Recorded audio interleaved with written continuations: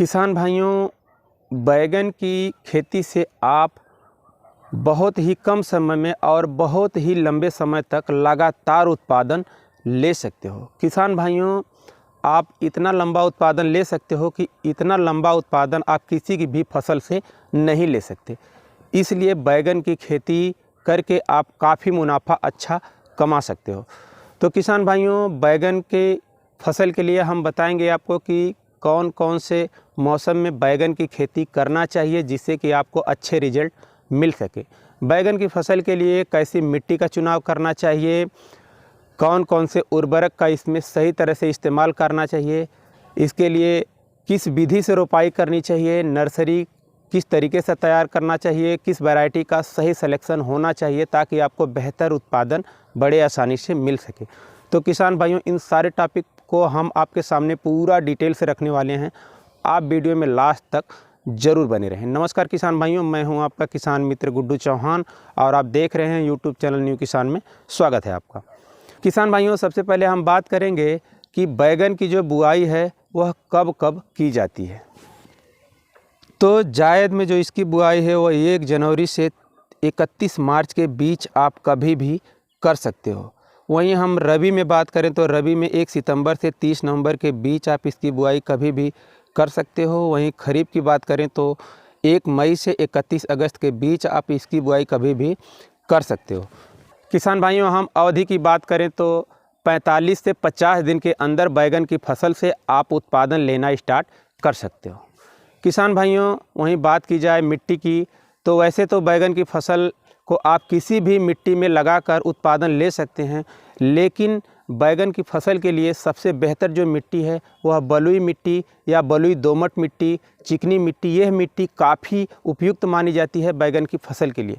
इसलिए आप हो सके तो ऐसी ही मिट्टी का चुनाव करें। किसान भाइयों, हम बात करेंगे खेत की तैयारी की। तो बैगन रोपाई से लगभग 20 से 25 दिन पहले आप अपने खेत की साफ़ सफाई कर लें अच्छी तरह से।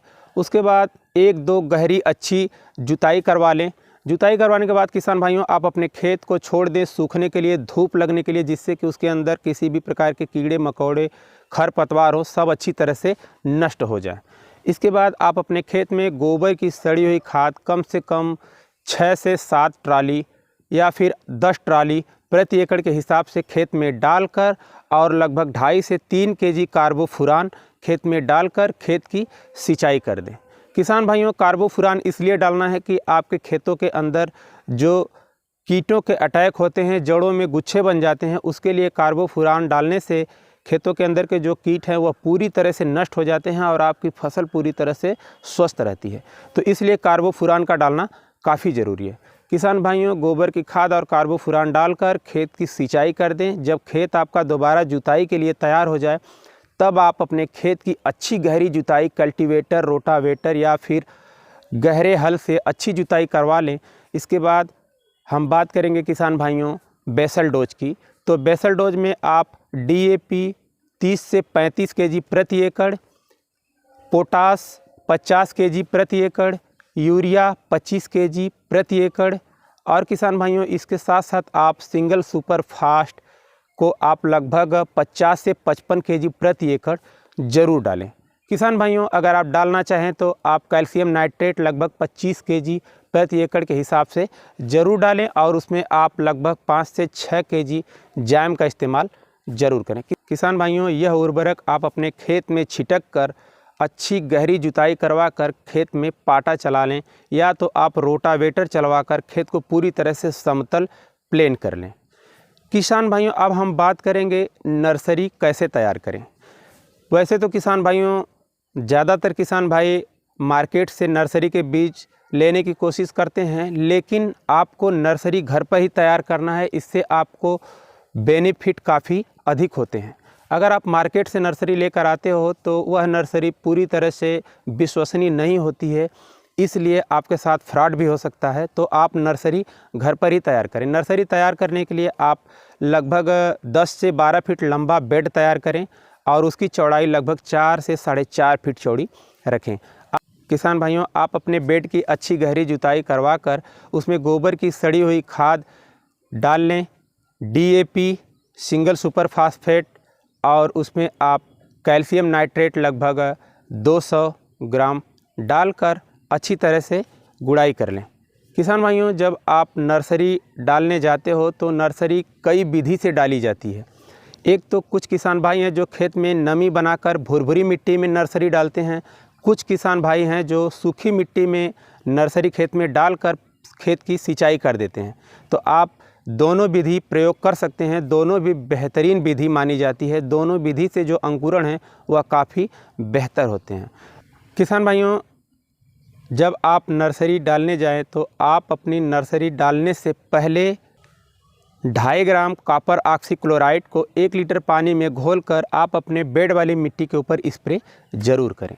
किसान भाइयों, कॉपर ऑक्सीक्लोराइड से आपके बेड के ऊपर किसी भी प्रकार के फंगस का अटैक नहीं होता है। किसान भाइयों, जब आपकी नर्सरी 10 से 15 दिन की हो जाए तब आप उसमें 10 से 15 ग्राम NPK 19-19-19 को 1 लीटर पानी में घोलकर अपने नर्सरी के ऊपर स्प्रे ज़रूर करें। किसान भाइयों, यह स्प्रे करने के बाद आपकी नर्सरी 25 से 30 दिन के अंदर रुपाई के लिए पूरी तरह से तैयार हो जाती है। किसान भाइयों, हम बात करेंगे बीज के मात्रा की। तो हम जितने भी यह एवरेज बता रहे हैं वह प्रति एकड़ के लिए है, 1 एकड़ के लिए है। तो 1 एकड़ में फसल लगाने के लिए आप 70 से 80 ग्राम बीज का उपयोग करेंगे। किसान भाइयों, हम बात करेंगे वैरायटी की। तो आप मेहनत चाहे जितना भी कर लो, लेकिन सही वैरायटी का सिलेक्शन अगर आप नहीं करते हो तो कहीं न कहीं आप पूरी तरह से फेल हो जाते हो। इसलिए किसान भाइयों, आप फसल की बुआई करने से पहले बीज का सिलेक्शन काफ़ी सूझबूझ के साथ ही करें। किसान भाइयों, पहली जो वैरायटी है वह है BNR की पिंकी। इस वैरायटी के जो फल हैं वह 100 से 110 ग्राम के होते हैं। इनके फलों के ऊपर काफ़ी अच्छी लाइट होती है। बेहतर इनके मार्केट में काफ़ी अच्छे डिमांड होते हैं। किसान भाइयों, दूसरी जो वैरायटी है वह हैवेज कंपनी की काव्या 043 है। किसान भाइयों, हैवेज कंपनी की जितनी भी वैरायटियाँ हैं वह काफ़ी बेस्ट क्वालिटी की मानी जाती हैं। इसलिए आप इस वैरायटी का पूरी तरह से सिलेक्शन कर सकते हो। इसके फल के ऊपर शाइनिंग काफ़ी अच्छी है। फल के वेट जो है कि 100 से 110-15 ग्राम के होते हैं। तीसरी जो वैरायटी है किसान भाइयों वह है डॉक्टर की DS 407।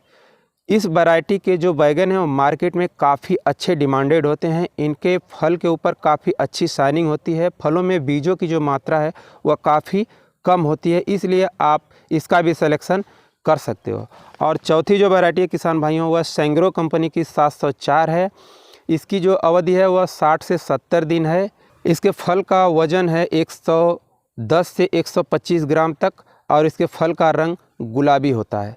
हम बात करें इनके पैदावार की तो पैदावार 200 से 210-215 कुंटल प्रति एकड़ के हिसाब से पैदावार मिल जाती है। किसान भाइयों, हम बात करेंगे रोपाई का तरीका। सबसे पहले तो किसान भाइयों, जब आप अपने पौधे की रोपाई करना स्टार्ट करें तो उस समय आप अपने पौधों को उपचारित ज़रूर करें। पौधों को उपचारित करने के लिए आप लगभग 4 से 5 ग्राम मैंकोजेब कार्बेंडाजिम प्लस 5 ग्राम थीरम को 1 लीटर पानी में घोल बनाकर आप अपने पौधों की जड़ों को उसी में डुबोकर निकाल लें। उसके बाद ही रोपाई करें। किसान भाइयों, यह क्रिया करने से आपके पौधों की जड़ों में फंगस के अटैक नहीं होते हैं। आपके पौधे लगभग 99% लग जाते हैं। किसान भाइयों, रोपाई की जो विधि है उसे आप गर्मियों के मौसम में अगर लगाना चाहते हो तो नाली विधि से लगा सकते हो। वहीं आप बरसात के मौसम में लगाना चाहते हो तो आप जो है कि प्लेन पूरी तरह से मेड़ विधि से लगा सकते हो। तो अगर आप किसी भी तरह से लगाओ, नाली विधि से लगाओ, मेड़ विधि से लगाओ, तो पौधों के जो डिस्टेंस हैं उसे आप सही बराबर रखो। पौधों की जो दूरी है किसान भाइयों उसे आप 45 सेंटीमीटर रखेंगे और पौधों पंक्ति से पंक्ति की जो दूरी है उसे आप 80 से 90 सेंटीमीटर रखोगे। किसान भाइयों, इन सारी तकनीक, इन सारे टेक्निक को अपनाकर आप बैगन की फसल से लगभग 200 से 215-220 कुंटल प्रति एकड़ के हिसाब से पैदावार ले सकते हो। तो किसान भाइयों, हम बैगन के ऊपर लगने वाले थ्रिप्स, कीट, वाइट मकड़ी के लिए एक अलग से वीडियो बनाकर आपके लिए बहुत ही जल्द ज़रूर डालेंगे।